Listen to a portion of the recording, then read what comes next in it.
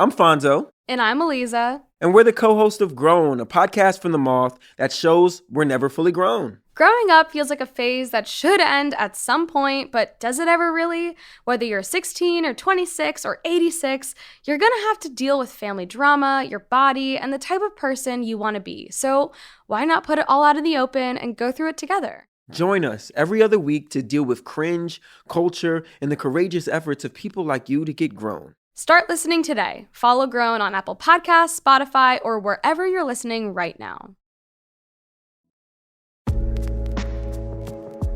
Productivity and I need to go into couples therapy. Our relationship is really messed up. I alternate back and forth between feeling like I should just accept that I'm going to follow in my dad's workaholic footsteps and thinking there's probably a healthier way of being. And it's not just about work.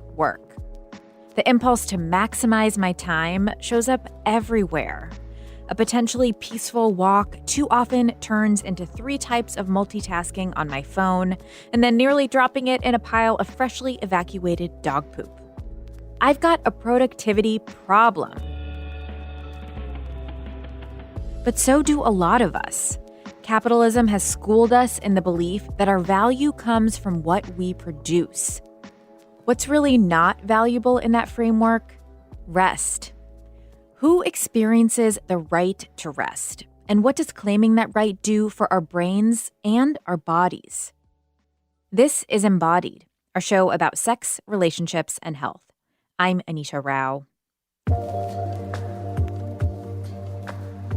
I know my issues with productivity and rest come from a lot of cultural messaging and expectations. Pushing our limits until we drop is embedded in our language. One of the most frequently used euphemisms where rest is used is rest in peace. So the implication to me is like, it's not until we've left our bodies that we're authorized or deemed able to rest. That's Gabrielle Zong Estrin. She's a clinical social worker and psychotherapist in California. She started internalizing messages about productivity and rest pretty early.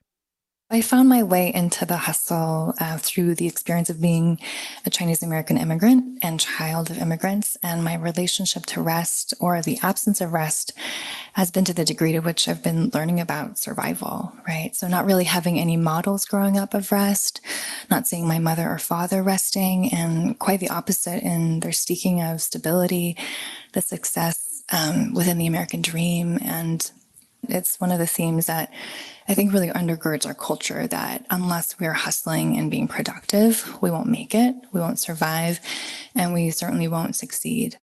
Gabrielle's relationship to rest has evolved over time. But like many of us, she didn't start to change things up until after she hit a wall.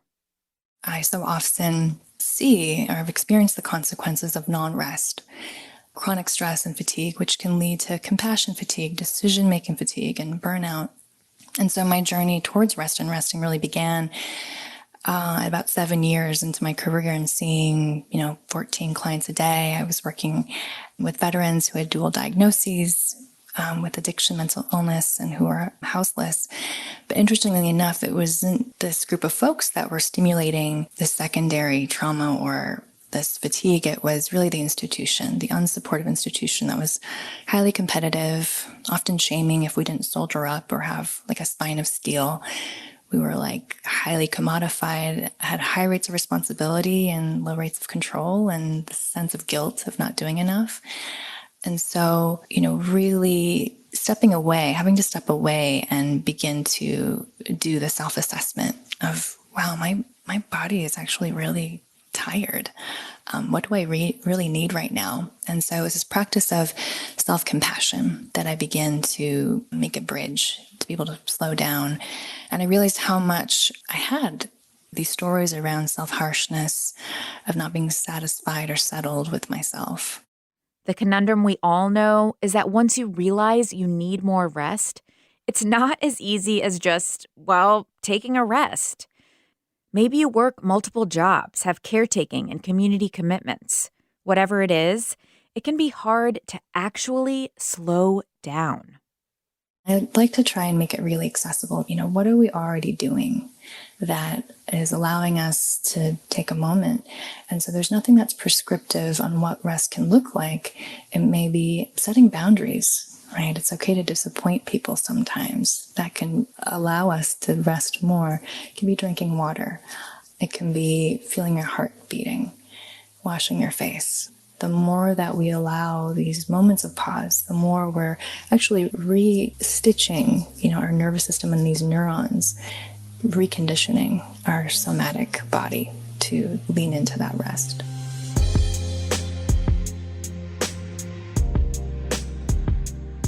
Could you tell me just a little bit more about that resting state and what it does for creativity in particular, kind of on a somatic level, if you allow your body in those small spaces to go into a different place, to go into a deeper breathing state? What does that allow for our brains to be able to do? Yeah, there's this amazing part of our brain that's part of the frontal lobe called the default mode network. And what this area does is it's active when we're deactivated. It's active when we're not in our sympathetic nervous system, that fight or flight state. And what it allows us to do, it plays a really important role in focusing inward in ourselves. It activates our memories. It allows us to have a sense of creativity. It's what we attribute to self-reflection, reminiscing of the past, or imagining our future. So this network depends upon our level of slowed downness or quiet. And also to activate this default mode network is this practice of reveling. And so we may be in our space, indoors or outdoors, and we're looking at something really simple. Maybe it's the grass, maybe it's a flower, maybe it's our child. And we're just resting our eyes, our occipital lobe, on that object of attention. And we're really resting our attention. So that can actually slow down our whole system and allow us to activate this default mode network.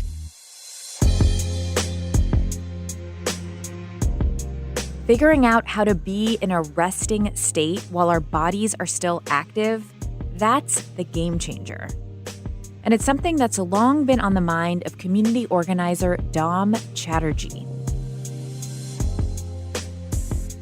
I think about how to bring rest into any activity. So there's not this binary of laying down is restful or going for a walk outside is restful, but working on a creative project can't be, or something like that. And I think that's helped me a lot because I don't want to separate out, I only get to rest an hour a day, right? By inviting rest into any relationship I have with any aspect of my life, I'm able to potentially, have a day that looks highly productive, that because of my own relationship to anxiety, myself, everything else, can actually have these restful moments built in. And it might not be the entire time. But I really resist that compartmentalization in our contemporary culture. Dom wears a lot of hats. They're a yoga and meditation teacher of South Asian descent, a writer, and an editor. One of their projects is Rest for Resistance, a platform for sharing art, writing, and mental health resources for people of color. The platform lifts up the idea that having community, both virtually and in person, is an important part of being able to rest. If people don't have the space to process not only trauma, but just personal challenges, difficulties, especially as they relate to identities that may be ostracized, marginalized, silenced, that becomes a personal burden that somebody is carrying, and you may not be able to see that. So the more that people have space to just be recognized and witnessed, it takes away some of the healing alone. For me, sometimes I'll find myself in those moments replaying conversations that I've had with people in the past. So I feel like even if I met them briefly years ago, maybe they just left one comment on social media that stayed with me, I'm still able to get that support from them. And that's a form of rest, knowing that I can let go of actively worrying about my own healing needs, and that those struggles, those concerns are being carried by other people, whether we're, together in community in the moment or not. We've still had that conversation. We've still connected over it. And they're somewhere carrying their own side of that difficulty, that struggle. That's so beautifully put, the idea that the ability to rest mentally comes from knowing that there is this net, there's this web of other folks that are there supporting you, whether or not you are with them physically in that moment or not. And that brings me to a question I have for you, Gabrielle, about parenting, an experience that can feel really isolating for folks and can be this massive transition of so many more responsibilities, so many more things to do. I'd love to know about how becoming a parent, especially in this country where there's not a ton of structural support for parents, has changed your own relationship to rest. Yes. So rest and my relationship to sleep certainly changed. It was rest when you could. Any small sliver is worth taking. And so as we became parents, my husband and I, we're both clinicians, and recognizing the co-regulation. So when our child needed something, expressed a need, we were regulating with them. And in order to do that well, we had to be as rested as possible, as alert as possible to tune in. I no longer needed to earn rest. I recognized I have that inheritance. I get to have it. I deeply need it.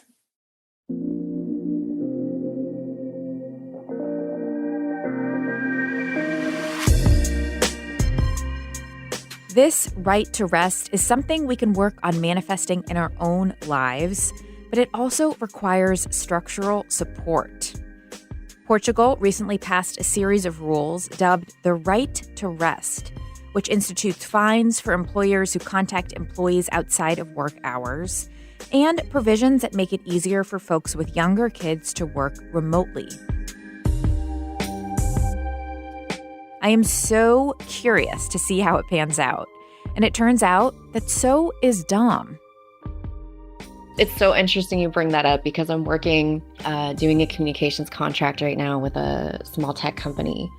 And this came up. Really? And yeah, because part of the company culture, they're a fully remote team. And part of the culture is trying to not even have this hierarchy of bosses in the first place and build a different kind of relationships as teams solving problems together. And to me, I think that while that may support some people, that's never going to support everybody. And a lot of those ideas of what is the status quo need to rest, they don't build in a lot of flexibility for people who naturally gravitate towards another schedule, another way of working. And I think that there are absolutely people who thrive within a structure, and maybe the 9 to 5 boundaries work really well for them and they want that support. But I really think that in this time, as we're shifting to another way of working together, maybe outside of this traditional office culture, there's this opportunity for people to set their own boundaries and say, I understand there might be some morning meetings involved, but that's not my best time to work. And I often work better, having a couple evenings where I just sit down and get things done. And I want that to be respected. But I'm really hoping that we can start to have realistic conversations in all forms of relationships, not just within work. I'm hoping that we can embrace that kind of communication as we move forward, as opposed to assuming everybody can live and work and rest within the same structure of society. Self-advocacy can go a long way when it comes to starting those conversations about our work and rest needs. Take this story from Cameron, for instance, a listener and friend who recently gave herself permission to take 4 days off work to recover from a cold.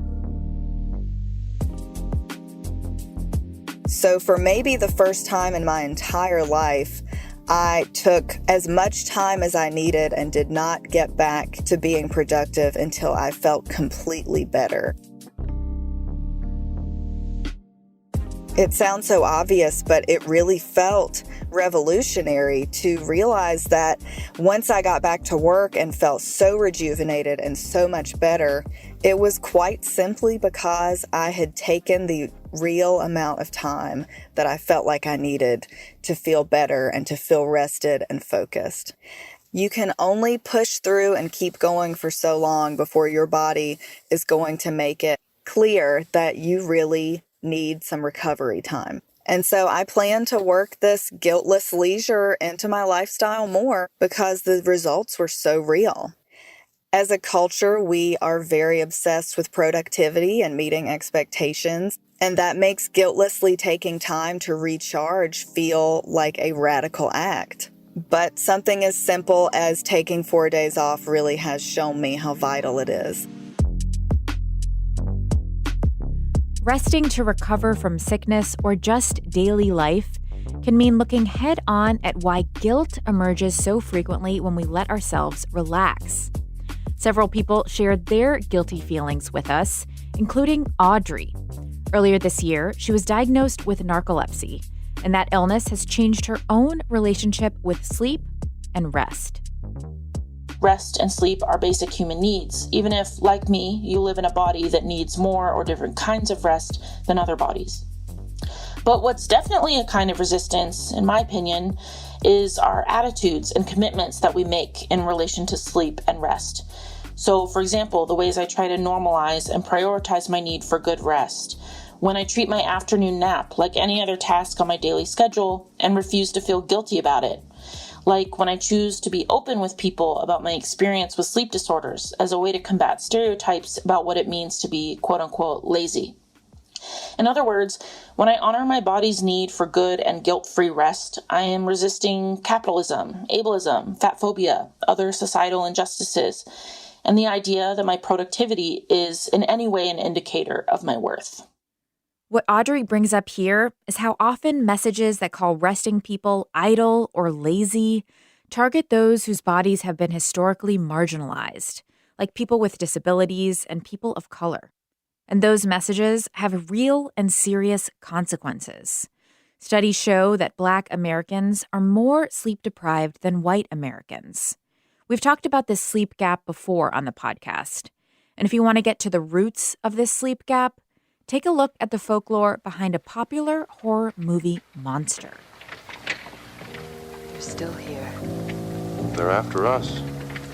They know we're still in here. They're after the place. They don't know why. They just remember. Remember that they want to be in here. What the hell are they? They're us, that's all.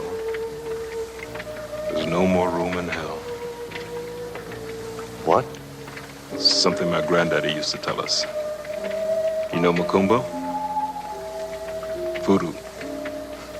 Granddad was a priest in Trinidad. He used to tell us, when there's no more room in hell, the dead will walk the earth.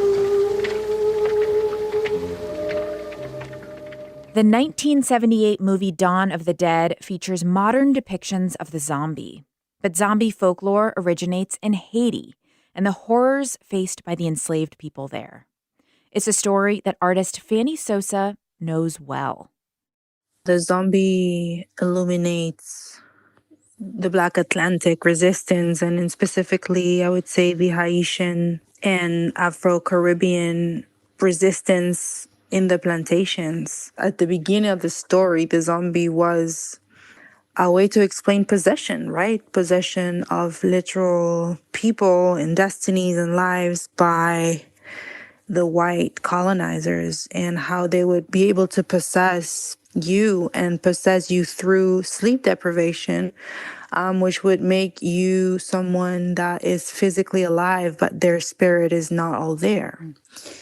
And so the zombie explains, someone who can be controlled by other forces as well, someone who does not have a free will of their own, right? And when we know that sleep deprivation was, quite literally, concretely, they would make people sleep 2 or 3 or 4 or 5 hours a night, and then There would be a whole very precise, meticulous research about how to wake folks up, about how to create a disruptive sort of day to day in which folks would be working at the field in a plantation and kind of be so sleep deprivated that they would not even be able to think about escaping. So we're talking about a really, really heavy, control and possession of bodies and of people and of destinies and of lives that has this common denominator of sleep deprivation being the tool that was used to break people's wills. The story of the zombie, inherited sleep deprivation, and the sleep gap all come together in a sculptural installation co-created by Sosa and artist Neville Acosta called Black Power Naps. The installation interweaves sleep technologies, vibrations, and sound to create unique physical spaces for people of color to experience and reclaim rest. The two artists created the installation during a residency in Spain, which was appropriate for the theme given one of the country's most popular cultural practices, the siesta. But what Neville observed about siesta culture further emphasized the messages of their artistic work. Spanish culture is known for having the siesta, as we know, and while some people get to rest, there are other people still needing to keep the city churning, right? Like there are people who are in service, they're opening the shops, they're cleaning up, they're cooking.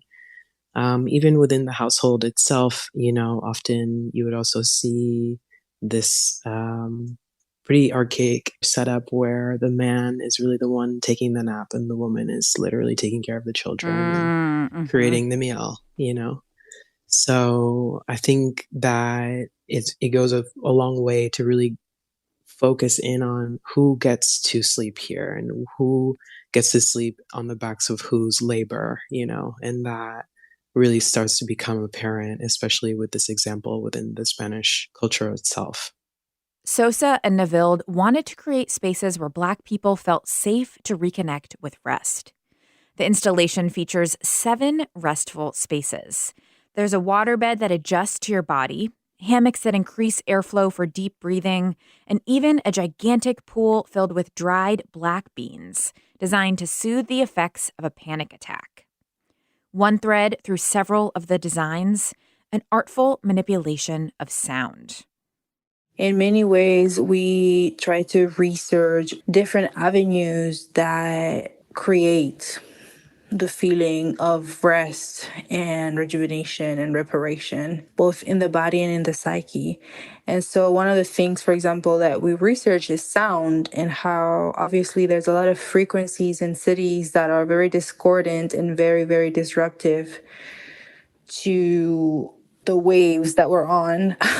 And we've called it noisocracy. We live in a noisocracy where only, affluent people sort of can afford more soothing sounds and silence.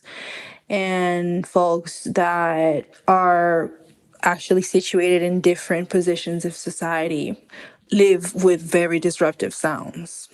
This noisocracy is because Black people often live in more dangerous, quote unquote, neighborhoods with more police presence. The noise that comes with all of that, the lights that come with all of that. And it's just simply harder to achieve the same type of reparative and regenerative type of sleep that people in a more wealthy neighborhood would have. Totally. And there's also, the spaces in public that do exist where folks could, in theory, rest are also designed in ways that prevent Black folks from resting a lot of the time, which is something that's not immediately clear to everyone upon looking at a bus stop, for example. So take me into that, Neville. And you all are kind of trying to create a map of spaces of decriminalize rest to push back against that. So talk to me about that juxtaposition. Sure, yeah. This is something that we would call hostile architecture and hostile outside spaces. It carries an homeless sentiment to build benches, but then put dividers so no one can actually lay their body across the bench. And I think most people in big cities are pretty familiar with this kind of architecture. It's all 90-degree angles, cut into segments and, into unrealistic segments as well, because not everyone is shaped the same. Attempting to rest is something that is deeply criminalized, as we saw in a case where a Yale student was asleep in a common area and another student called the police on them. And this is a common happening, where Black folks, racialized folks are literally taking up space, and that is deeply criminalized. So much about what we're proposing with Black Power Naps is a public intervention where we can accede to spaces that are meant to welcome everybody and be more accessible and not always, about producing and going somewhere and skateboarding.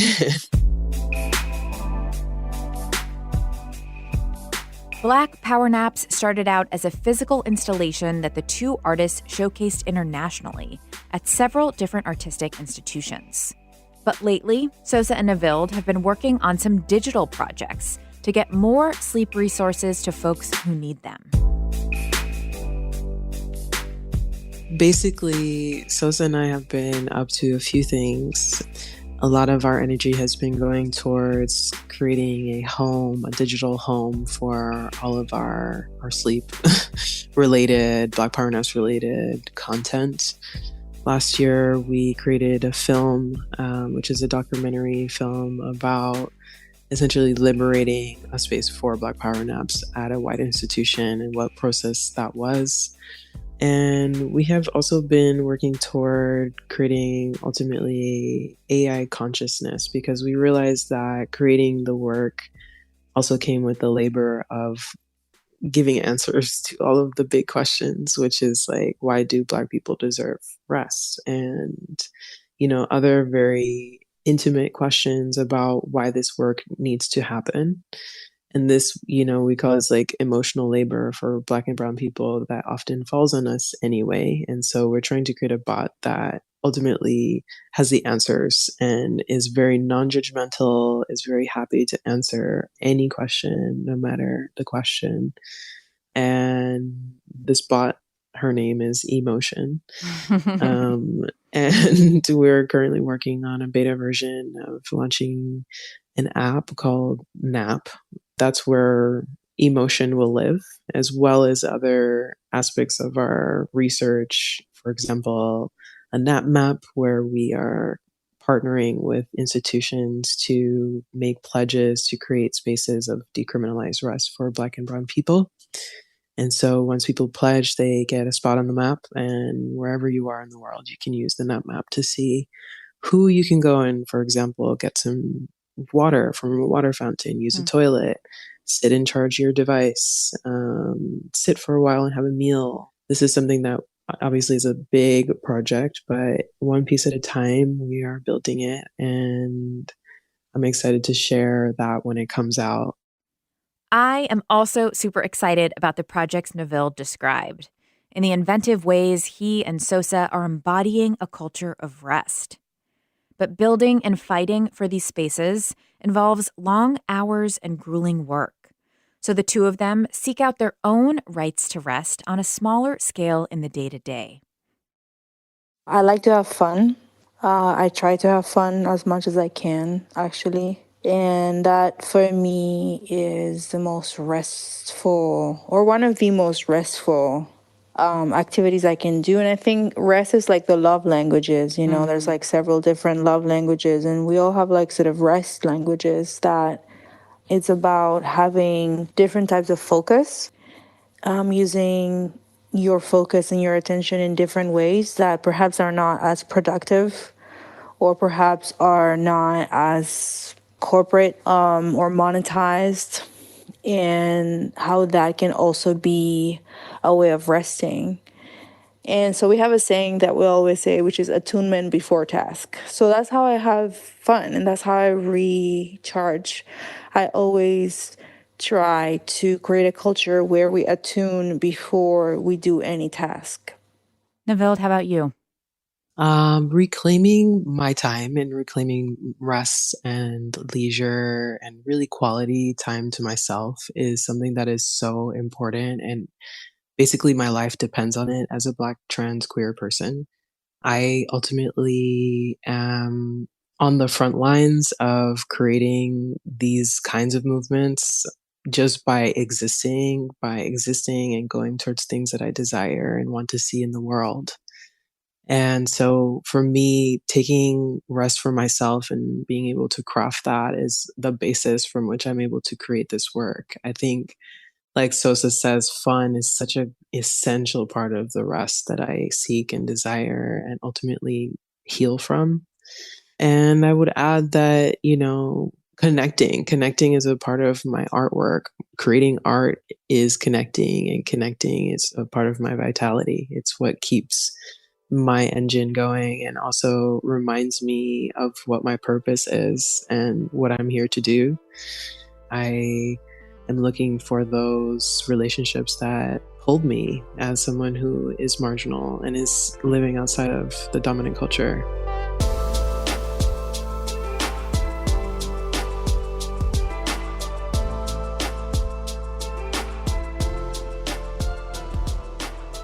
Embodied is a production of North Carolina Public Radio WUNC, a listener-supported station. If you want to lend your support to this podcast and WUNC's other shows on demand, consider a contribution at WUNC.org now. Incredible storytelling like you hear on Embodied is only possible because of listeners like you.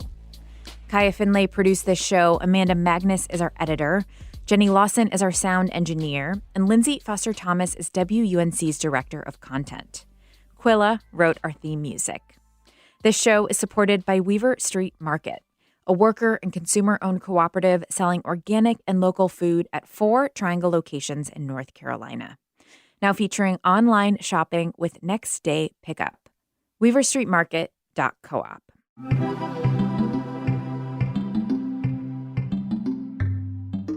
And just a reminder that in addition to being in your podcast feed, we're also on social media. Find us at Embodied WUNC on Twitter and Instagram. And go ahead and say hi while you're at it. We love to hear from you and hear the things you want us to talk about on this show. Until next time, I'm Anita Rao, taking on the taboo with you.